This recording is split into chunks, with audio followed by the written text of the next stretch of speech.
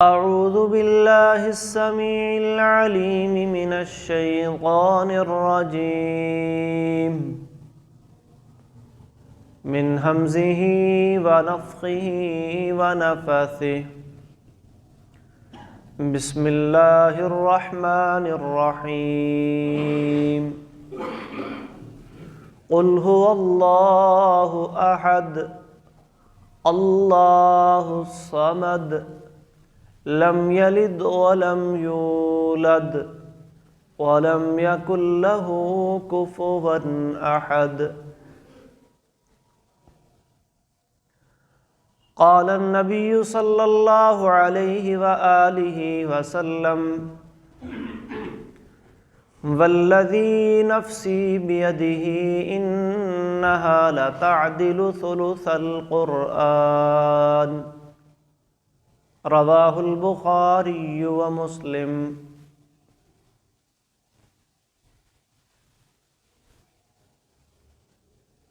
قرآن کریم کی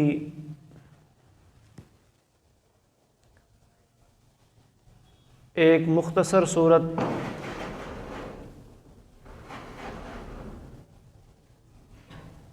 جسے ہم سورہ اخلاص کے نام سے جانتے ہیں،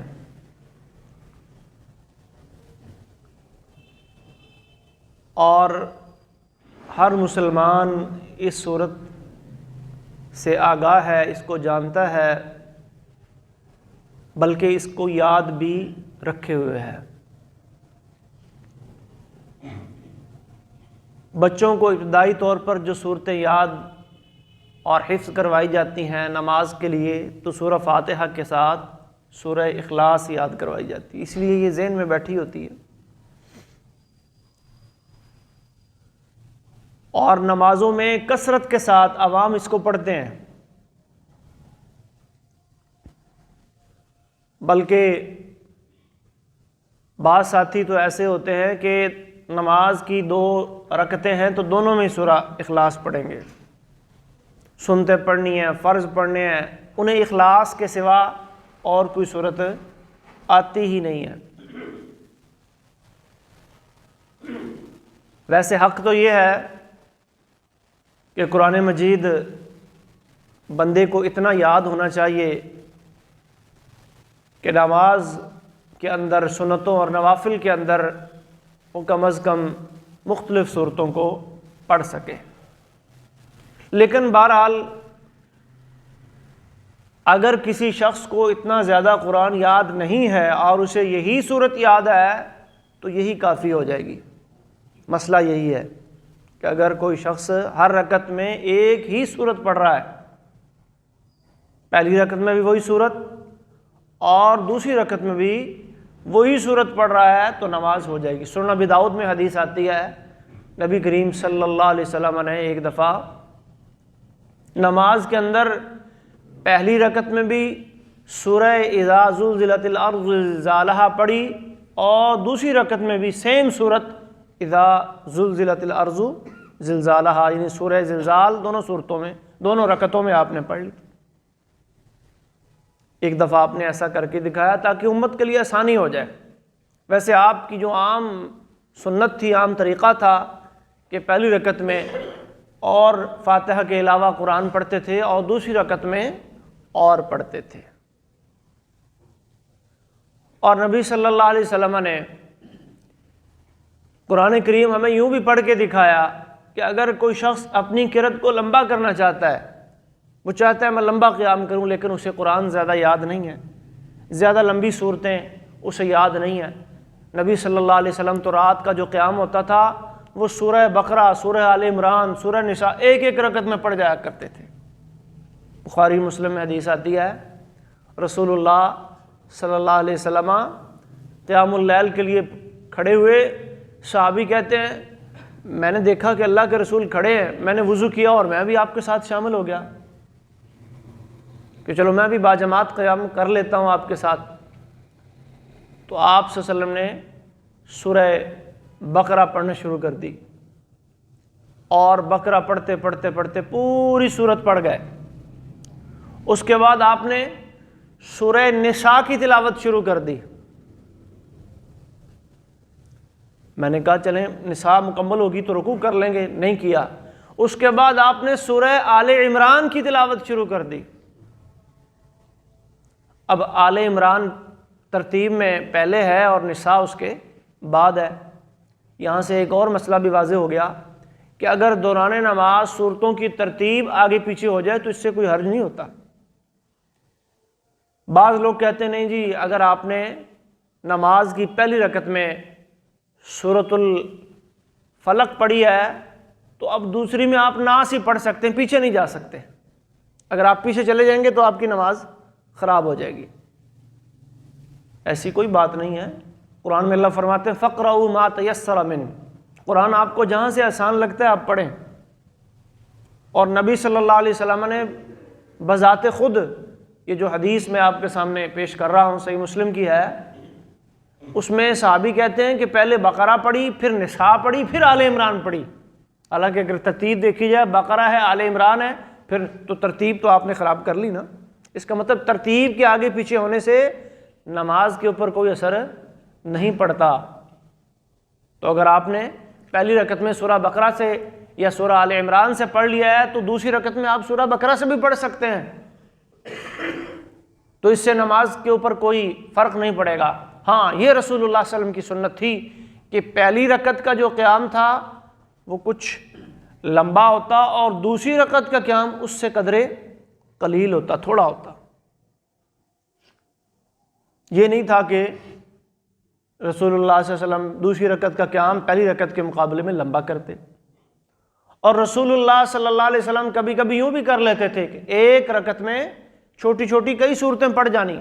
عبداللہ بن مسعود رضی اللہ تعالیٰ عنہ کی حدیث ہے، وہ کہتے ہیں میں رسول اللہ صلی اللہ علیہ وسلم سے وہ صورتیں جو مفصل قرآن کی جو آخری صورتیں ہیں سورہ حجرات سے لے کر ناس تک، انہیں مفصل کہا جاتا ہے، مفصل صورتوں میں رسول اللہ ایک ایک رکعت کے اندر دو دو تین تین چار چار، پہلی میں پھر دوسری میں اس طرح پڑھ جایا کرتے تھے۔ تو سورہ اخلاص قرآن کریم کی مکی صورتوں میں سے ایک صورت ہے جو مکۃ المکرمہ کے اندر نازل ہوئی، کیونکہ نبی صلی اللہ علیہ وسلم نے نبوت کے بعد اپنی زندگی کے 13 سال مکہ میں گزارے اور آخری 10 سال مدینہ میں گزارے۔ تو قرآن کا جو حصہ ویسے تو سارا ہی اللہ کا کلام ہے، مکۃ المکرمہ میں نازل ہوا اسے مکی کہا جاتا ہے، اور جو مدینہ جا کے نازل ہوا اسے مدنی کہا جاتا ہے۔ تو قرآن کریم کی اس صورت کا نزول مکہ میں ہوا، اور اس کا سبب نزول سنن ترمذی کتاب التفسیر کے اندر امام ترمذی رحمۃ اللہ علیہ ایک حدیث لے کر آئے ہیں ابی بن کعب رضی اللہ تعالیٰ عنہ سے، جن کے بارے میں رسول اللہ صلی اللہ علیہ وسلم نے فرمایا اقرأہم لکتاب اللہ، یہ کتاب اللہ کے سب سے بڑے قاری ہیں، جن کے بارے میں رسول اللہ صلی اللہ علیہ وسلم نے فرمایا کہ اگر تم قرآن ایسے ہی پڑھنا چاہتے ہو جیسے آسمانوں سے نازل ہوا تو ابی بن کعب سے قرآن پڑھو، جن کے بارے میں نبی صلی اللہ علیہ وسلم نے یہ فرمایا کہ ابی، مجھے اللہ نے حکم دیا ہے کہ میں تم سے قرآن سنوں، میں تم سے قرآن سنوں، جن کے بارے میں نبی مکرم صلی اللہ علیہ وسلم نے یہ بھی فرمایا۔ ایک دفعہ جماعت کرا رہے تھے تو دوران نماز آپ کو تلاوت کے اندر کچھ بھول ہو گئی، کچھ مشابہ لگ گیا بشری تقاضے سے، جیسے قرآن میں اللہ فرماتے ہیں سنقرئک فلا تنسى الا ما شاء اللہ، ہم پڑھائیں گے تو آپ نہیں بھولیں گے مگر جو اللہ چاہے گا۔ معلوم ہوا اللہ اگر چاہے تو نبی کو بھلا بھی سکتا ہے، اور نماز میں آپ کا بھولنا بھی ہمارے لیے سنت بن گیا۔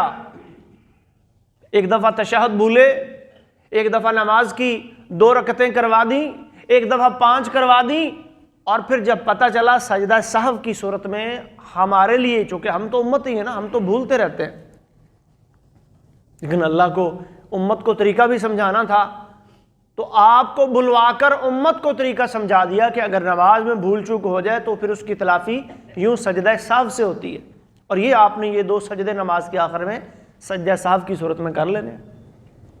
اگر قرأت بھول جائے، اب یہ پہلی دفعہ ہوا تھا معاملہ، صحابہ خاموش ہیں، کوئی نہیں بولا پیچھے سے اللہ کے نبی کو کوئی موالطہ لگا، مشابہ لگا قرآن کریم کی تلاوت میں۔ جب نماز سے فارغ ہوئے تو نماز سے فارغ ہونے کے بعد رسول اللہ صلی اللہ علیہ وسلم نے پہلا سوال جو کیا، افی القوم ابی، بھائی ابی بن کعب نماز میں نہیں ہے؟ اللہ اکبر ہے۔ ابی کھڑے ہو گئے، اللہ کے رسول موجود ہوں۔ فرمایا جب میں بھولا تھا تو پھر مجھے بتایا کیوں نہیں؟ کیا مقام ابی بن کعب کا ہے، اور مسئلہ بھی سمجھا دیا کہ امام کو اگر مشابہ لگ جائے، امام اگر دوران نماز تلاوت کے اندر بھول جائے تو پیچھے جو کھڑا مقتدی حافظ کوئی ہے سامع ہے تو وہ کیا کر سکتا ہے جی، لقمہ دے سکتا ہے، بتلا سکتا ہے، اس سے نماز نہیں ٹوٹے گی۔ تو ابی بن کعب رضی اللہ تعالی عنہ روایت کرتے ہیں کہ مکہ کے اندر مشرکین طرح طرح کے اعتراضات کیا کرتے تھے، دین اسلام پہ، قرآن پہ، نبی صلی اللہ علیہ وسلم کی ذات پہ، اور پھر اللہ قرآن کے اندر ان کا جواب دیا کرتا تھا۔ ایک دفعہ ایسا ہوا کہ وہی کچھ عرصے کے لیے موقوف ہو گئی، اور کچھ دن جبریل امین آپ کے پاس نہ آئے، کوئی نئی قرآن کی آیت یا کوئی نئی سورت نازل نہ ہوئی، کیونکہ جیسے ہی کوئی آیت یا سورت نازل ہوتی آپ صحابہ کو اور عوام کو اکٹھا کرتے اور ان کے سامنے پڑھتے بھی، آج میرے اوپر یہ نازل ہوا ہے، آج میرے اوپر یہ نازل ہوا ہے۔ تو کچھ درمیان میں گیپ وقفہ سا آیا تو ایک اعتراض سامنے آ گیا، لو جی وہ جو آیا کرتا تھا نہیں فرشتہ، اس نے اب آنا چھوڑ دیا ہے، اب محمد نعوذ باللہ اکیلا رہ گیا ہے صلی اللہ علیہ وسلم۔ اللہ نے قرآن نازل کیا، والضحیٰ واللیل اذا سجا ما ودعک ربک وما قلا، تیرے رب نے نہ تجھے چھوڑا ہے نہ تجھ سے ناراض ہوا ہے۔ یہ تو اللہ کے فیصلے ہیں نا جی، اللہ جب چاہتا ہے تو وہی نازل کرتا ہے۔ کتنی صورتیں آنی ہیں، کتنی آیات آنی ہیں، کب آنی ہیں، اس میں اللہ ہی فیصلہ کرتے ہیں۔ نبی صلی اللہ علیہ وسلم کی مرضی سے نہیں ہوتا تھا یہ۔ اور بھی بے شمار اعتراضات انہوں نے کیے جن کی تفصیل اکثر بیان ہوتی رہتی ہے، تو ان میں سے ایک اعتراض یہ بھی تھا کہ جی ہم میں سے ہر کسی کا نسب ہے، میں اپنا نسب گنوا سکتا ہوں، میرا فلاں باپ تھا، میرا فلاں دادا تھا، میرا فلاں پردادا تھا، میرا فلاں فلاں تھا، آگے آگے آگے آگے۔ عربوں کو نسب نامے بڑے یاد تھے، ان کا حافظہ بہت تیز تھا، وہ نہ صرف اپنے نسب نامے بلکہ اپنے جانوروں تک کے نسب نامے یاد کر لیا کرتے تھے۔ اس اونٹ کا یہ اونٹ فلاں نسل کا ہے، فلاں اس کا باپ تھا، فلاں اس کی ماں تھی، وہ فلاں کے تھے، وہ فلاں کے تھے، نسب یاد ہے ان کو۔ حضرت ابوبکر صدیق رضی اللہ تعالیٰ عنہ، ان کی کنیت پڑی اس لیے تھی، بکر کا معنی ہوتا ہے جوان اونٹ، ان کو بڑے مطلب اونٹوں کے اوصاف اور بندوں کے انصاب ان کو بڑے زبانی یاد تھے۔ لو جی نیا ایک سوال اور مطالبہ آ گیا، انصب لنا ربکا، جس رب کی تو دعوت دیتا ہے اس کا نسب کیا ہے؟ وہ سمجھتے تھے کہ جس طرح ہمارے نسب نامے اس طرح اللہ کا بھی کوئی نسب نامہ ہوگا۔ فانزل اللہ، تو اللہ تبارک و تعالی نے ہذہ السورہ، ابی بن کعب کہتے ہیں جب یہ سوال آیا نا جی سامنے، تو پھر اس موقع پہ اللہ نے یہ سورت قل هو اللہ احد، جسے سورۃ الاخلاص کہا جاتا ہے، یہ نازل فرمائی۔ اچھا، اس کا نام جو اخلاص ہے، قرآن کریم کی صورتیں ان کے جو نام رکھے ہیں ان کی دو بنیادی وجوہات ہوتی ہیں۔ ایک وجہ تو اس کا مضمون اور اس کا معنی اور مفہوم ہوتا ہے، کسی معنی اور مفہوم اور مضمون کی مناسبت سے وہ نام رکھا جاتا ہے، اور ایک وجہ یہ بھی ہوتی ہے کہ وہ لفظ اس صورت میں استعمال ہوا، مثلا سورۃ البقرہ، اس میں چونکہ ان تذبحوا بقرہ کا لفظ آیا تو اس کا نام پڑ گیا سورۃ البقرہ۔ آل عمران کا نام ان اللہ اصطفیٰ آدم و نوحا و آل ابراہیم و آل عمران، اس میں نام آیا۔ نساء کے اندر نساء کا نام آیا، مائدہ کے اندر مائدہ کا نام آیا، انزل علینا مائدۃ من السماء۔ تو جو نام قرآن کریم میں کسی صورت کے اندر کسی مقام پر آ جاتا وہ اللہ کے نبی صحابہ وہ اس نام سے صورت کو یاد کرتے۔ تو اخلاص کا نام سورہ اخلاص میں آیا نہیں ہے، یہ لفظ قل هو اللہ احد اللہ الصمد لم یلد ولم یولد ولم یکن لہ کفوا احد، 4 آیات کی اس مختصر سی صورت میں لفظ اخلاص کہیں نہیں آیا، لیکن اس کا جو مضمون ہے، اس کا جو معنی ہے، اس کی جو تفسیر ہے، اس کا جو مفہوم ہے، اس کی مناسبت سے اس کا نام سورۃ الاخلاص رکھ دیا گیا، سورۃ الاخلاص پڑھ گیا۔ یہ سورت خالص اللہ رب العالمین کے بارے میں ہے، اللہ کی تعریف، اللہ کی حمد و ثنا، اللہ کی صفات اور اللہ کی توحید کو بیان کرنے والی ہے یہ سورت۔ اور اللہ رب العالمین کے لیے تمام جو صفات کمال والی ہیں ان کو ثابت کرنے والی ہے، اور اللہ رب العالمین سے وہ تمام چیزیں جن میں نقص یا عیب پایا جاتا ہے ان کو دور کرنے والی ہے، اس لیے اس کا نام پڑ گیا سورۃ الاخلاص۔ اور یہ کتنی عظیم سورت ہے، نبی مکرم صلی اللہ علیہ وسلم نے صحابہ کرام کو اس کے بڑے فضائل اور اس کا بڑا مقام و مرتبہ بیان کیا ہے، ان کے سامنے رکھا ہے۔ بخاری اور مسلم کے اندر حدیث آتی ہے، نبی کریم صلی اللہ علیہ وسلم نے قسم اٹھا کے ارشاد فرمایا، والذی نفسی بیدہ، قسم اس کی جس کے ہاتھ میں میں محمد صلی اللہ علیہ وسلم کی جان ہے، انہا لتعدل ثلث القرآن، بے شک یہ سورت سورۃ الاخلاص قل هو اللہ احد 1/3 قرآن کے برابر ہے۔ 1/3 یعنی قرآن کریم کو اگر 3 حصوں میں تقسیم کیا جائے تو 1/3 قرآن کے برابر یہ سورت ہے۔ اب اس کا کیا معنی ہے؟ محدثین نے اس کے 2 معنی بیان کیے ہیں۔ ایک معنی تو اس کا یہ ہے کہ اجر و ثواب کے اندر یہ 1/3 قرآن کے برابر ہے۔ اگر کوئی شخص سورۃ الاخلاص کو پڑھ لیتا ہے تو اس کو 1/3 قرآن کے برابر تلاوت کا ثواب مل جاتا ہے، لیکن اس کا مطلب یہ بھی نہیں ہے کہ سورہ اخلاص ہی پڑھنی ہے، باقی قرآن نہیں پڑھنا۔ جیسا کہ نبی صلی اللہ علیہ وسلم نے فرمایا کہ جو شخص فجر کی نماز کے بعد مسجد میں بیٹھا رہتا ہے اور سورج طلوع ہونے کے بعد 2 رکعت نماز ادا کرتا ہے، اس کو 1 حج اور عمرے کے برابر کیا مل جاتا ہے؟ اب کیا حج عمرہ اس کا فریضہ ادا ہو گیا؟ یہ تو اجر کی بات ہو رہی ہے نا جی، ثواب کی بات ہو رہی ہے، تو اجر و ثواب دینے والی ذات اللہ تعالیٰ کی ہے، تو یہ اجر اور ثواب کے اعتبار سے کہا جا رہا ہے۔ اس کا مطلب یہ نہیں ہے کہ باقی قرآن پڑھنے کی ضرورت نہیں ہے، یا اسی کو 3 دفعہ پڑھ لو اور پورے قرآن کو جو ہے وہ آپ کو اجر اور ثواب مل جائے گا، باقی قرآن بس بند کر کے رکھ دو۔ بعض دفعہ جنازوں میں آپ دیکھتے ہوں گے کہ جنازہ ختم ہوتا ہے نا جی، یا قبرستان میں لوگ جمع ہوتے ہیں قبر کے اوپر، تو کیا کہا جاتا ہے جی؟ 3 دفعہ سورہ اخلاص پڑھ لیں جی، یا قبر کے اوپر کھڑے ہیں کیا کر لیں جی؟ 3 دفعہ سورہ اخلاص پڑھ لیں، اور اس نیت سے پڑھی جاتی ہے کہ 3 دفعہ پڑھیں گے اور اس کا جو اجر اور ثواب ہے وہ پورے قرآن کے برابر ہو جائے گا، اور پھر یہ ثواب کیا ہوگا جی؟ مردے کو بخش دیا جائے گا۔ یہ ایک مسئلہ چلتا ہے۔ محترم بھائیوں، کتاب و سنت سے اس کی کوئی دلیل نہیں ملتی ہے، یہ ایک اختراعی اور من گھڑت بات ہے۔ رسول اللہ صلی اللہ علیہ وسلم نے یہ عمل نہیں کیا، صحابہ کرام سے یہ عمل کرنا ثابت نہیں ہے۔ صحابہ کرام سے جو ثابت ہے، اللہ کے نبی سے جو ثابت ہے، جنازہ اور جنازے کے اندر 4 تکبیرات، اور پہلی تکبیر کے بعد فاتحہ اور کوئی سورت پڑھیں، پھر درود ابراہیمی پڑھیں اور پھر دعائیں کریں، اور اس کے بعد میت کی تدفین کی تیاری، اس کے بعد تو کوئی دعا نہیں۔ ہاں، قبر پہ دعا ہے، اگر آپ کرنا چاہتے ہیں، ثابت قدمی کا سوال کرنا چاہتے ہیں وہ کریں۔ اللہ کے نبی نے قبر پر قرآن نہیں پڑھا،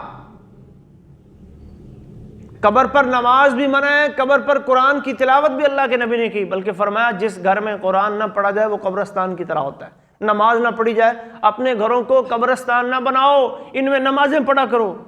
کیا مطلب؟ کیونکہ قبرستان میں نماز نہیں پڑھی جاتی سوائے نماز جنازہ کے۔ نماز جنازہ آپ قبرستان میں پڑھ سکتے ہیں، بلکہ قبر کے اوپر بھی پڑھ سکتے ہیں۔ صحیح بخاری میں ایک حدیث آتی ہے، نبی صلی اللہ علیہ وسلم کے دور میں ایک عورت مسجد کی صفائی کرتی تھی، فوت ہو گئی، تو پھر اللہ کے نبی اس کا جنازہ نہیں پڑھ سکے، اور پھر اگلے دن آپ اس کی قبر پہ تشریف لے گئے اور قبر پہ جا کے آپ نے اس کا جنازہ پڑھا ہے. تو قبر پہ جنازہ تو پڑھا جا سکتا ہے لیکن قبر پہ نماز نہیں پڑھی جا سکتی، قبر پہ جو ہے وہ قرآن کی تلاوت نہیں کی جا سکتی. اور یہ جو ہم مردے کو دفن کرنے کے بعد، میت کو دفن کرنے کے بعد یہ جی پاؤں کی جانب فلاں سورہ بقرہ کا جو ہے وہ پہلا رکوع پڑھ دیں اور سر کی جانب آ کے سورہ بقرہ کا آخر رکوع پڑھ دیں، یہ بھی کوئی رسول اللہ صلی اللہ علیہ وسلم سے ثابت شدہ عمل نہیں ہے. یہ بھی ایک بدعت ہے اور اس کی نسبت حضرت ابن عمر رضی اللہ تعالیٰ عنہ کی طرف کی جاتی ہے، وہ بھی ثابت نہیں ہے، وہ بھی ثابت نہیں ہے. کسی صحیح حدیث سے یہ مسئلہ ثابت نہیں ہے. ہمارے بعض احباب بھی یہ عمل کر رہے ہوتے ہیں. تو قبرستان میں قرآن اس کی تلاوت اللہ کے نبی سے ثابت بالکل نہیں ہے. دعا ثابت ہے، دعا ہی کرنی چاہیے. تو ایک تو اس کا مطلب یہ ہے کہ اجر و ثواب کے اندر سورہ اخلاص 1/3 قرآن کے برابر ہے. دوسرا، بعض اہل علم نے اس کا معنی یہ بیان کیا ہے، محدثین نے اس کی تشریح یوں کی ہے کہ قرآن کے بنیادی مضامین 3 ہیں: توحید، رسالت اور آخرت. 3 بنیادی مضامین قرآن میں جو بیان ہوئے نا جی، ان کا اگر خلاصہ نکالا جائے پورے قرآن کا تو یہ 3 موضوع بنتے ہیں قرآن کے. توحید سمجھائی اللہ نے قرآن میں، اور عقیدہ رسالت سمجھایا ہے کہ رسول و نبیوں کا کیا کام ہے، وہ کس لیے آتے ہیں اور آپ نے ان کے حوالے سے کیا کرنا ہے، ان کی اطاعت و اتباع کرنی ہے. اور عقیدہ آخرت سمجھایا ہے. تو چونکہ سورہ اخلاص میں پورا عقیدہ توحید اللہ رب العالمین نے سمجھا دیا ہے، پورے کا پورا عقیدہ توحید اللہ نے سورہ اخلاص میں سمجھا دیا ہے، تو اس مناسبت سے اس کو 1/3 قرآن کے برابر مقام اور مرتبہ دیا گیا. بہرحال دونوں معنی درست ہیں، اجر و ثواب میں بھی 1/3 قرآن کے برابر ہے اور معنی اور مفہوم میں بھی 1/3 قرآن کے برابر ہے. بخاری اور مسلم میں ایک حدیث آتی ہے، نبی صلی اللہ علیہ وسلم نے ایک لشکر روانہ فرمایا اور اس کا امیر ایک سریے کا بندے کو بنایا، جماعت بھی کرواتا تھا، ظاہر ہے جو امیر تھا وہ جماعت کرواتا تھا. تو جب نماز کرواتا اور فاتحہ کے بعد کوئی سورت پڑھتا، قرأت کرتا، اور جب قرأت ختم کرتا نا تو آخر پر سورہ اخلاص پڑھتا. ہر رکعت میں ایسا ہی کرتا. پہلی رکعت میں بھی قرأت ختم کی، آخر پہ سورہ اخلاص. دوسری رکعت میں بھی قرأت ختم کی، آخر میں سورہ اخلاص. جب لشکر واپس آیا، سریہ واپس آیا، لوگوں نے اللہ کے نبی سے یہ مسئلہ بیان کیا، جی ایسے ہوا ہے، یہ ہم نے نیا عمل دیکھا ہے. کیونکہ صحابہ کرام رضی اللہ تعالیٰ عنہ ان کی عادت تھی کہ جب کوئی نئی چیز، نیا کام دیکھتے پھر آپ تک اس کی اطلاع پہنچاتے بھی ایسا ہوا ہے تو آپ اس کے بارے میں کیا کہتے ہیں. تو وہ بندہ اس وقت سامنے موجود نہیں تھا، تو آپ نے صحابہ سے کہا اسے پوچھو وہ ایسا مطلب کیوں اس نے ایسا کیا، کیا وجہ تھی کہ اس نے ایسا کیا کہ ہر رکعت میں قرأت ختم کرنے کے بعد سورہ اخلاص کی اس نے تلاوت کی ہے. تو جب اسے پوچھا گیا تو اس نے جواب دیا لِأَنَّهَا صِفَةُ الرحمن، یہ سورہ اخلاص یہ رحمان کی صفت ہے، اس میں اللہ کی صفات بیان ہوئی ہیں، اس میں اللہ کی توحید کا ذکر کیا ہے گیا ہے. اور وَأَنَا أُحِبُّ أَنْ أَقْرَأَهَا، میں پسند کرتا ہوں کہ میں اس کو ہر رکعت میں پڑھوں.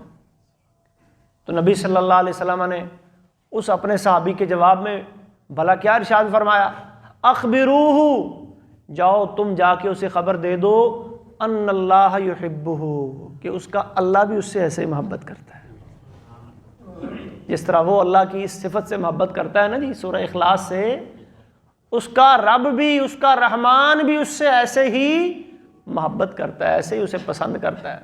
تو معلوم ہوا کہ یہ سورہ اخلاص، اس کو پڑھنا، اس کے مطابق اپنا عقیدہ بنانا، اس کو سمجھنا، اس کے تقاضوں کو پورا کرنا اور اس کو بار بار پڑھنا، اس سے اللہ رب العالمین کی محبت حاصل ہوتی ہے. اسی سے ملتا جلتا ایک اور واقعہ، یہ بھی صحیح بخاری میں ہے. ایک انصاری صحابی تھے، وہ مسجد قباء کے اندر امام بنے کچھ عرصے کے لیے. تو ان کی بھی یہی عادت تھی، ان کی عادت تھوڑی مختلف تھی. جب بھی وہ سورۃ الفاتحہ کے بعد قرأت شروع کرتے نا، پہلے اخلاص پڑھتے پھر اگلی کوئی اور قرأت کرتے. پہلے سورۃ الاخلاص پڑھتے، پھر کوئی اور اگلی سورت کی قرأت کرتے۔ تو لوگوں نے نبی صلی اللہ علیہ وسلم کو بتایا، تو آپ نے اسے بلایا، پوچھا ہاں بھی ایسا کیوں کرتے ہو؟ تو اس نے کہا جی، اس نے بھی یہی جواب دیا کہ اس میں انا احبھا، میں اس سورت سے بڑی محبت کرتا ہوں جی، اس نے مجھے اللہ کی توحید سمجھائی ہے، اس میں اللہ کی توحید کا ذکر ہے اور اللہ کے ساتھ مخلص ہو جانے کا ذکر ہے۔ تو اس صحابی کو اللہ کے نبی نے یہ جواب دیا، حبک ایہا دخلک الجنہ، تیری اس صورت کے ساتھ محبت کرنے نے تجھے جنت کا داخلہ دے دیا۔ لو جی، سورہ اخلاص سے محبت کرنے کی وجہ سے کیا مل گئی؟ اللہ کی جنت مل گئی۔ اور کہہ کون رہا ہے؟ رسول اللہ صلی اللہ علیہ وسلم فرما رہے ہیں، ضمانت دے رہے ہیں، جنت کی خوشخبری دے رہے ہیں اپنے اس صحابی کو کہ تجھے اس صورت سے اتنی محبت ہے کہ تو ہر رکعت میں اسے پڑھ رہا ہے، اللہ نے تیری اس محبت کی وجہ سے تجھے کیا عطا کر دی ہے؟ جنت عطا کر دی ہے۔ اللہ اکبر۔ عقبہ بن عامر رضی اللہ تعالیٰ عنہ بیان کرتے ہیں، ایک دفعہ مجھے رسول اللہ صلی اللہ علیہ وسلم نے فرمایا، کیا میں تجھے قرآن کریم کی 3 بہترین اور افضل ترین صورتوں کے بارے میں نہ بتاؤں؟ قرآن کریم کی 3 خیر سور نزلت، بلکہ صرف قرآن کی نہیں فرمایا، نزلت فی التوراۃ والانجیل والزبور والقرآن، یہ صورتیں، ان کا معنی، ان کا مفہوم قرآن میں تو ہمارے سامنے ہے نا جی، یہ اس معنی کی، اس موضوع کی صورتیں، آیات، باتیں اللہ نے تورات میں بھی اتاری تھی، زبور میں بھی اتاری تھی، انجیل میں بھی یہ چیزیں اللہ نے بیان کی تھی، اور پھر ہمارے سامنے اللہ کا کلام قرآن مجید ہے، اس میں بھی یہ صورتیں تینوں موجود ہیں۔ تو عقبہ کہنے لگے، بلا، کیوں نہیں اللہ کے رسول، مجھے بتائیں۔ فَأَقْرَأَنِي، تو رسول اللہ صلی اللہ علیہ وسلم نے مجھے پڑھائیں پھر یہ صورتیں۔ کون سی 3 صورتیں؟ قُلْ هُوَ اللَّهُ أَحَدٌ اللَّهُ الصَّمَدُ لَمْ يَلِدْ وَلَمْ يُولَدْ وَلَمْ يَكُنْ لَهُ كُفُوًا أَحَدٌ، ایک یہ، اور پھر قُلْ أَعُوذُ بِرَبِّ الْفَلَقِ، اور تیسری قُلْ أَعُوذُ بِرَبِّ النَّاسِ۔ فرمایا یہ وہ 3 عظیم صورتیں ہیں جو اللہ نے تورات میں، زبور میں، انجیل میں، اور پھر آخری کتاب قرآن مجید میں نازل کی، اور یہ سب صورتوں سے خیر، بہترین اور افضل ترین صورتیں ہیں۔ ویسے تو سارا ہی اللہ کا کلام ہے نا جی، لیکن اللہ کے کلام میں سے کسی ایک صورت کو، کسی ایک آیت کو افضل اور بہترین کہا جا سکتا ہے؟ خود اللہ کے نبی کہہ رہے ہیں۔ کئی لوگ کہتے ہیں جی قرآن تو سارا اللہ کا ہی کلام ہے، تو اس میں یہ کہنا جی فلاں صورت زیادہ افضل یا فلاں آیت زیادہ بہتر ہے، یہ ہم اپنی مرضی سے تو نہیں کہہ سکتے۔ ہم اپنی مرضی سے کسی ایک صورت کے بارے میں کوئی ایک فضیلت نہیں گھڑ سکتے۔ بعض لوگوں نے گھڑی ہوئی ہیں جی فلاں صورت جو ہے وہ فلاں موقع پہ پڑھی جائے تو یہ فائدہ ہوتا ہے، فلاں صورت فلاں موقع پہ پڑھی جائے تو یہ فائدہ ہوتا ہے۔ سورہ واقعہ کے بارے میں ہمارے ہاں بھی ایک مسئلہ بڑا مشہور ہے جی، مغرب کے بعد پڑھیں اگر تو رزق کی کمی جو ہے وہ دور ہو جاتی ہے، حالانکہ اس طرح کی کوئی صحیح حدیث نہیں ہے۔ ہاں، سورہ ملک کے بارے میں آتا ہے کہ اگر آپ رات کو سوتے وقت پڑھیں تو بندہ کیا ہوتا ہے جی، عذاب قبر سے محفوظ ہو جاتا ہے۔ جن صورتوں کے فضائل اور خصائص اور ان کے بارے میں کوئی خصوصی چیزیں یا آیات کے بارے میں نبی صلی اللہ علیہ وسلم سے ثابت شدہ ہیں، ہم وہیں تک رہیں گے، اس سے آگے نہیں جائیں، اپنی مرضی سے کوئی نہیں بنائیں گے۔ قرآن کی کسی آیت کو کسی ایک بیماری کے لیے خاص سمجھ لیں گے یا کسی ایک جو ہے وہ کام کے لیے خاص سمجھ لیں گے تو یہ غلط ہو جائے گا۔ تو بہرحال یہ تو ایک الگ مسئلہ ہے۔ تو سورہ اخلاص کی جو فضیلت ہے وہ خود اللہ کے نبی نے بیان فرمائی کہ یہ قرآن کی بہترین صورتوں میں سے، افضل ترین صورتوں میں سے وہ جو 3 ہیں ان میں سے ایک سورۃ الاخلاص بھی ہے۔ اور عقبہ بن عامر سے اللہ کے نبی نے ایک اور بات ارشاد فرمائی، اے عقبہ لا تنسہن، ان صورتوں کو کبھی نہ بھولنا، ہمیشہ یاد رکھنا، اور کوئی رات تیرے اوپر ایسی نہ گزرے کہ جس رات میں تو ان صورتوں کی تلاوت کو بھول جائے، ہر رات ان کو پڑھنا، ہر رات ان 3 صورتوں کی تلاوت ہر رات کرنا۔ اور خود اللہ کے نبی کا معمول بھی یہی تھا کہ ہر رات سونے سے پہلے یہ 3 صورتیں پڑھتے تھے، اور اپنے ہاتھوں پہ نفس، تھوڑی سی جو تھتکار ہوتی ہے وہ کر کے، اور پھر اپنے بدن پر جہاں تک آپ کا ہاتھ جاتا تھا اس کو پھیرتے تھے۔ یہ آپ صلی اللہ علیہ وسلم کا عمل تھا۔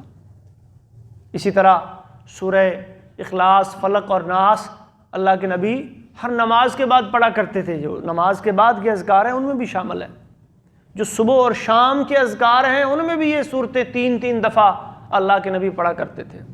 بلکہ ایک حدیث میں آتا ہے، جس بندے نے 3 دفعہ صبح اور 3 دفعہ شام یہ تینوں صورتیں پڑھیں، ایک صحابی کو نصیحت کرتے ہوئے اللہ کے نبی فرما رہے ہیں، تکفیک من کل شیء، یہ تیرے لیے ہر چیز سے کافی ہو جائیں گی، تیری حفاظت کریں گی، تجھے بیماریوں سے بچائیں گی، تجھے آفتوں اور مصیبتوں اور پریشانیوں سے بچائیں گی، تجھے اللہ کی نافرمانیوں سے بچائیں گی، ہر چیز سے، دشمن سے تجھے بچائیں گی، ہر چیز سے کافی ہو جائیں گی تیرے لیے یہ 3 صورتیں۔ 3 دفعہ صبح پڑھ لیا کرو اور 3 دفعہ شام کو پڑھ لیا کرو، تکفیک من کلی، ہر چیز سے کافی ہو جائیں گی۔ اللہ اکبر۔ سنن ترمذی میں ایک حدیث آتی ہے، ایک صحابی نماز پڑھ رہے تھے تو نماز میں درود کے بعد دعائیں مانگی جاتی ہیں، اور اللہ کے نبی نے کچھ مسنون دعائیں سکھائی بھی ہیں، جیسے اللہم انی ظلمت نفسی ظلما کثیرا، اللہم انی اعوذ بک من عذاب القبر، اور ساتھ ہی یہ اجازت بھی دی ہے کہ فَلْيَتَخَيَّرْ مِنَ الدُّعَاءِ مَا شَاءَ، اس کے علاوہ اگر آپ کوئی اچھی دعا کرنا چاہتے ہیں اپنے لیے تو کر سکتے ہیں۔ پہلے تو مسئلہ سمجھ لینا، لیکن عربی زبان میں ہو، کیونکہ نماز ساری عربی میں ہے، اس میں اردو، فارسی یا کسی اور زبان میں آپ دعا نہیں مانگ سکتے۔ تشہد میں درود کے بعد مسنون دعا پڑھیں اور اس کے بعد جو آپ دعا مانگنا چاہتے ہیں مانگیں۔ تو ایک صحابی نماز پڑھ رہے تھے تو آپ نے سنا کہ وہ اللہ سے دعا کر رہے ہیں، اللہم انی اسألک بانی اشہد انک انت اللہ لا الہ الا انت الاحد الصمد الذی لم یلد ولم یولد ولم یکن لہ کفوا احد۔ یہ دعا کی انہوں نے، اور پھر آگے جو ہے نا وہ اپنی جو دعا کرنی تھی انہوں نے اللہ کی حمد و ثنا کے بعد وہ دعا شروع کر۔ جب رسول اللہ نے یہ کلمات سنے نا، اللہ اکبر، تو وہیں صحابہ بھی بیٹھے تھے دیگر، ان کو مخاطب کر کے فرمانے لگے، اس بندے نے اللہ کو اس کے اس بڑے نام سے، جسے ہم کہتے ہیں جی اسم اعظم، اسم اعظم کے بارے میں بڑے غلط قسم کے مفروضے اور خیالات لوگوں نے گھڑ رکھے ہیں۔ وہ جی اسم اعظم کا پتہ چل جائے تو پتہ نہیں کیا ہو جاتا ہے اور کیا آپ کے ہاتھ میں آ جاتا ہے، اور اس کو پڑھ کے آپ جو بولیں گے وہ زبان سے نکالیں گے وہ پورا ہو جائے گا۔ یہ اس طرح کا کوئی طریقہ اللہ کے نبی نے نہیں بتایا۔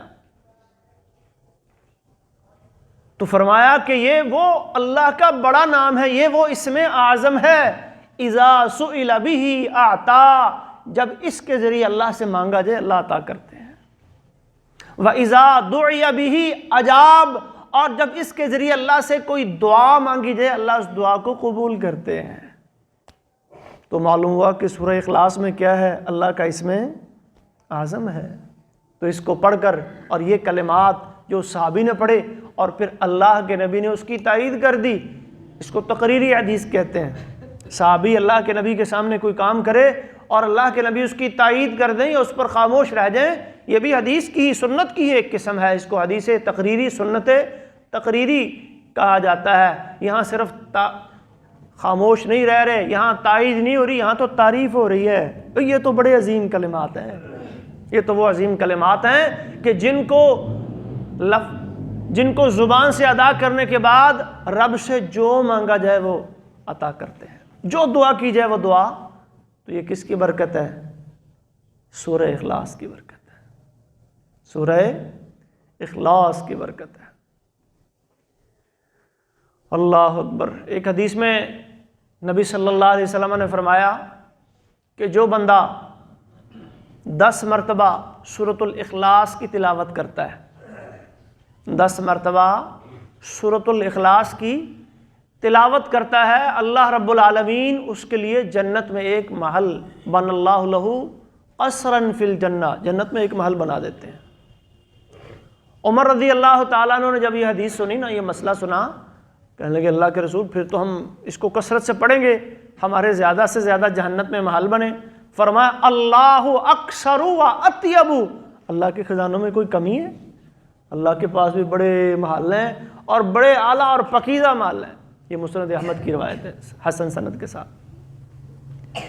اور نبی صلی اللہ علیہ وسلم جب بیمار ہوتے تھے نا جی، کوئی تکلیف آپ پر آتی، کوئی حادثہ پیش آ جاتا، تو امی عائشہ رضی اللہ تعالیٰ عنہ بیان کرتی ہیں، بخاری اور مسلم کی حدیث ہے، یہی صورتیں پڑھتے اور اپنے آپ پر خود دم کرتے۔ تو زندگی کے آخری ایام رسول اللہ نے میرے گھر میں گزارے، میں آپ کے پاس ہر وقت ہوتی تھی، آپ کی خدمت، تیمارداری اور جو مطلب کچھ ہوتا تھا سارا میں سر انجام دے رہی تھی۔ تو ان دنوں میں چونکہ مجھے یاد تھا آپ کا طریقہ کہ آپ یوں کرتے تھے، تو پھر وہ صورتیں میں پڑھا کرتی تھی اور اللہ کے نبی کے ہاتھ پر پھٹکار کے آپ کا ہاتھ آپ کے جسم پر برکت کے لیے میں پکڑ کر پھیرا کرتی تھی۔ یہ جو صورت ہے نا، یہ صورت الاخلاص، یہ رقیہ کے لیے اور بیماریوں سے علاج اور شفا کے لیے، یوں سمجھیں یہ اللہ کے نبی کا تعویذ تھا۔ یہ وہ تعویذ نہیں جو ہم گلوں میں باندھ لیتے ہیں یا بازوں پہ باندھ لیتے ہیں۔ تعویذ کا معنی اپنے آپ کو اللہ کی پناہ میں دینا، یہ مصنون تعویذ ہے جو اللہ کے نبی ہر پریشانی، ہر تکلیف، ہر دکھ اور ہر بیماری کے موقع پہ اپنے اوپر کیا کرتے تھے۔ ان صورتوں کو پڑھ کر اپنے اوپر دم کیے۔ جب بھی کوئی مسئلہ آئے، پریشانی آئے، بیماری آئے، تو جسمانی علاج کے ساتھ ساتھ اپنا روحانی علاج بھی خود کیجیے۔ یہ اللہ کے نبی کی سنت ہے، آپ کرتے تھے۔ ہاں آپ کسی سے کروا بھی سکتے ہیں، یہ نہیں کہ کروانا منع ہے، لیکن آپ کا طریقہ اور معمول یہ تھا کہ اپنے آپ پہ خود کرتے تھے۔ اور جب آخری ایام میں نقاہت اور کمزوری زیادہ ہو گئی تو پھر امی عائشہ آپ کے اوپر یہی 3 صورتیں پڑھ کے ان کا دم ہو رہا ہے۔ تو اتنے زیادہ فضائل اور اتنے زیادہ خصائص نبی صلی اللہ علیہ وسلم نے اس چھوٹی سی صورت کے بیان کیا۔ اس میں ہے کیا؟ کیونکہ اصل چیز تو یہ ہے نا جی کہ یہ چھوٹی سی صورت ہے، 1/3 قرآن کے برابر ہے، جنت میں جانے کا ذریعہ ہے، اللہ کی محبت کو داخل کرنے کا ذریعہ ہے، اور یہ بہترین صورتوں میں سے ہے، اور اللہ کے نبی کو اس سے اتنا پیار ہے۔ صبح پڑھ رہے ہیں، شام پڑھ، صبح کی نماز جو فرضوں سے پہلے 2 رکعتیں ہوتی ہیں نا، اس میں اللہ کے نبی کیا پڑھتے ہیں؟ قل یا ایھا الکافرون قل هو اللہ احد۔ مغرب کے بعد کی جو سنتے ہیں ان میں اللہ کے نبی کیا پڑھ رہے ہیں؟ قل یا ایھا الکافرون قل هو اللہ احد۔ رات کے جو وتر ہیں، آخری نماز، اس میں کیا پڑھا جا رہا ہے؟ سبح اسم ربک الاعلی قل یا ایھا الکافرون قل هو اللہ احد۔ اللہ کے گھر کی جو ہم زیارت کرتے ہیں اور طواف کرتے ہیں، طواف کے بعد مقام ابراہیم پہ کھڑے ہو کے جو 2 رکعتیں پڑھتے ہیں، اس میں کیا پڑھتے تھے اللہ کے نبی؟ قل یا ایھا الکافرون قل هو اللہ احد۔ اتنا پیار تھا آپ کو ان 2 صورتوں میں۔ تو اصل چیز ہے محترم بھائیو، اس صورت کو سمجھنا۔ کیا بیان کر رہے ہیں اللہ اس صورت میں؟ قل، اے نبی آپ کہہ دیجیے، هو اللہ احد، وہ اللہ ایک ہے، ذات میں، صفات میں، عبادت میں، وحدہ لا شریک ہے۔ اس اکیلے اللہ نے پوری کائنات کو بنایا ہے اور پوری کائنات کا نظام چلا رہا ہے، اور ساری کائنات اس کی ملکیت میں ہے۔ اس کو کہتے ہیں توحید ربوبیت۔ خلق میں، ملک میں اور تدبیر میں وہ اکیلا ہے۔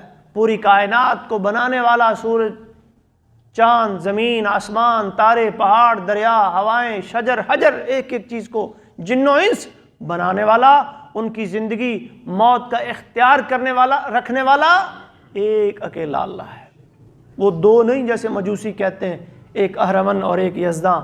وہ 3 نہیں جیسے عیسائی کہتے ہیں، باپ، بیٹا اور روح القدس، یا ہندو بھی کہتے ہیں برہما، وشنو اور شیو۔ وہ تو 3 سے بھی آگے چلے جاتے ہیں۔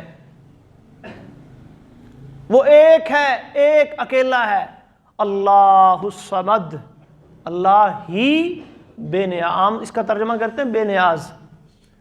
اردو زبان اتنی اپنے اندر وسعت نہیں رکھتی، اتنی غنی نہیں ہے کہ عربی کا صحیح معنی کر سکے، ورنہ صمد کے کیا معنی ہیں؟ آپ اہل علم کی کتابیں، مفسرین کی تفسیریں اٹھائیں، صمد کی کیا تفسیریں انہوں نے کی ہیں۔ اللہ اکبر۔ صمد کا ایک معنی ہوتا ہے وہ چیز جس کا پیٹ نہ ہو۔ ہمارے کیا ہے؟ پیٹ ہے نا جی، بھوک لگتی ہے نا، کھانا کھاتے ہیں، پیاس لگتی ہے تو پانی پیتے ہیں، ہم محتاج ہیں۔ عیسائی حضرت عیسیٰ اور حضرت مریم علیہ السلام کے بارے میں وہ الوہیت کا درجہ رکھتے ہیں، تو اللہ نے ان کا رد کرتے ہوئے فرمایا کانا یا کلان الطعام، وہ دونوں کیا کرتے تھے؟ وہ تو بھائی کھانا کھاتے تھے۔ تو اللہ تو وہ ہے جو کھانے سے بے نیاز ہے، وہ تو کھانا نہیں کھاتا، اس کا تو پیٹ ہی نہیں ہے۔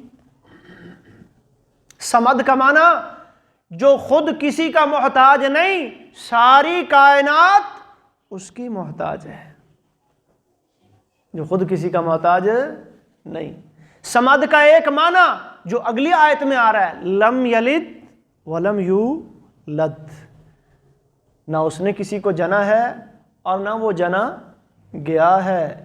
یہ اولاد کا ہونا یا والدین کا ہونا یہ محتاجگی کی علامت ہے، یہ ضرورت کی علامت ہے، یہ ہماری ضرورت ہے، نبیوں کی، ولیوں کی، امتیوں کی، سب کی ضرورت ہے۔ نبی اللہ سے دعائیں کرتے رب ہب لی من لدنک ولیا یرثنی ویرث من آل یعقوب۔ اللہ تو ہمیشہ سے ہے اور ہمیشہ، کیونکہ ہمیں ڈر ہوتا ہے ہماری زندگی ختم ہو جانی ہے، یہ میں نے گھر بنایا، یہ میں نے کاروبار کھڑا کیا، یہ میں نے زمینیں خریدیں، یہ میں نے گاڑیاں لیں، کوئی تو میرا والی وارث ہو نا۔ اللہ کو اس طرح کا کوئی معاملہ ہے؟ اللہ کو کوئی ڈر نہیں۔ لہو ما فی السماوات و ما فی الارض، یہ ڈر تو سارے ہمارے ہیں نا جی، آسمان و زمین میں جو کچھ بھی ہے سارا للہ ملک السماوات، سب بادشاہی اللہ کے پتہ، اللہ کے اولاد کی کیا ضرورت ہے؟ جھوٹ بولتے ہیں عیسائی جو کہتے ہیں 25 دسمبر کو عیسیٰ اللہ کا بیٹا بن کے پیدا ہوا، نعوذ باللہ ثم نعوذ باللہ۔ وہ اس کو اللہ کے بیٹے کی پیدائش کے دن کے طور پر مناتے ہیں۔ یہودی عزیر علیہ السلام کو اللہ کا بیٹا کہتے ہیں، عیسائی عیسیٰ علیہ السلام کو اللہ کا بیٹا کہتے ہیں، مشرکین مکہ فرشتوں کو اللہ کی بیٹیاں کہتے تھے، اور بھی مختلف قسم کے عقیدے لوگوں کے۔ لم یلد ولم یولد، نہ اس کی کوئی اولاد، نہ اس کے کوئی والد، وہ اس سے کوئی چیز نہیں نکلی۔ یہ نور من نور اللہ بھی تو یہی ہے نا جی عقیدہ جو ہمارے بعض لوگ رکھتے ہیں۔ وَلَمْ يَكُنْ لَهُ كُفُوًا أَحَدٌ، کفو کہتے ہیں ہمسر، ہم پلہ، مقابلہ کرنے والا، ہمسری کرنے والا۔ پوری کائنات میں اس کا کوئی ہمسر نہیں، اس کی کوئی برابری کرنے والا نہیں، اس جیسی صفات کسی اور کے اندر نہیں۔ یہ ہے سورہ اخلاص کا معنی اور مفہوم۔ تو کیا میرا اور آپ کا عقیدہ اس کے مطابق کیا ہے؟